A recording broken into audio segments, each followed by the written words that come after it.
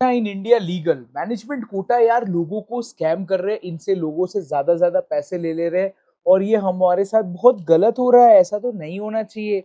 तो चलिए आज इसके बारे में हम बात करते हैं। तो फर्स्ट ऑफ ऑल मैं बता दूं, is management quota in India legal?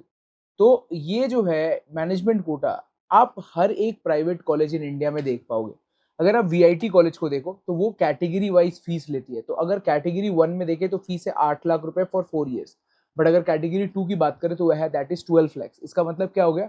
4 lakh रुपए extra, that is called as donation. That is a simple way of donation only, but 1 lakh rupees extra. And वहां पर जो तमिलनाडु हुआ या फिर बैंगलोर की बात करें, जहां पर आप अगर जाओगे आरएमएसआईटी में या फिर आरवी कॉलेज में, इनमें आप जो है फीस से डबल फीस पे करते हो। एंड डबल फीस मतलब 12 लाख रुपए नॉर्मल स्टूडेंट, और आपके लिए पड़ेगा वो 24 लाख 30 लाख रुपए। And that is management quota. And उन सब में तो और बुरा हाल है, मतलब जो साउथ इंडिया है देयर कॉलेजेस में आपको 15% गवर्नमेंट ने अलाउ किया है सीट्स, मतलब अगर 100 सीट है तो 15 सीट्स वो मैनेजमेंट कोटा के लिए डाल सकते हैं। वेर एज वेस्ट बंगाल, वहां पर सिर्फ 10% सीट्स वेस्ट बंगाल में मैनेजमेंट कोटा में एड ऑन हो सकता है।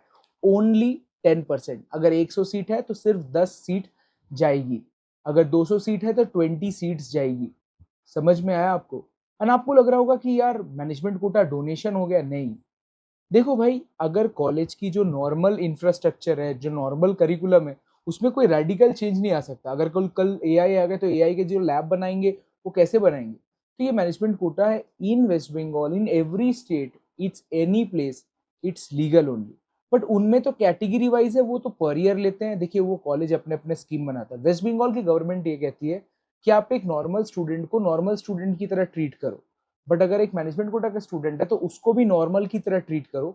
बट जब स्टार्टिंग में वो एडमिशन लेने जाए तो उससे कुछ extra amount as a charge आप ले सकते हो, that is called as management quota fees. तो this is how it became legal. बहुत सारे स्टूडेंट्स क्या करते हैं, कॉलेज जाते हैं, तो कॉलेज जाके क्या होता है, so they went to college and अगर सीट अवेलेबल है तो वो जो उसका मैक्सिमम रेट है वो आपको बता देंगे। And if you are ready आप उसको पे करके कॉलेज के डिपार्टमेंट से लेंगे। बट अगर फॉर एग्जाम्पल आपको अफोर्डेबल रेट चाहिए, आपको लग रहा है कि नहीं मुझे जो है काफ़ी ज़्यादा रेट पड़ रहा है, तो अगर आप मास में जाएंगे, जैसे हमारे एडमिशन टीम के फॉर्म से जाएंगे, तो वही आपको हल्दिया, टेक्नो, आईएम, हेरिटेज या फिर बहुत बड़े बड़े जो कॉलेजेस हैं उन सब में आपको अफोर्डेबल रेट से होगा।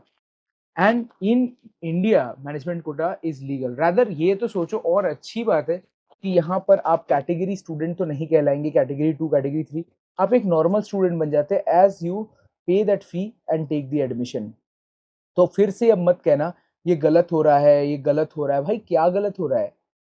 आपने रैंक नहीं लाया, आपने मेहनत नहीं की, आपकी रैंक लो है और किसी कारणवश आप उसी सीट को पढ़ना चाहते हैं, फ्यूचर के लिए अच्छी अपॉर्चुनिटी क्रिएट करना चाहते हैं, तो फिर तो आपको एक एक्स्ट्रा अमाउंट पे करना पड़ सकता है। And that might be the real case scenario. क्या आप मुझे बताइए, आपको क्या लगता है? Is it bad? It is not bad at all. आपको ये सोचना चाहिए इन दिस केस।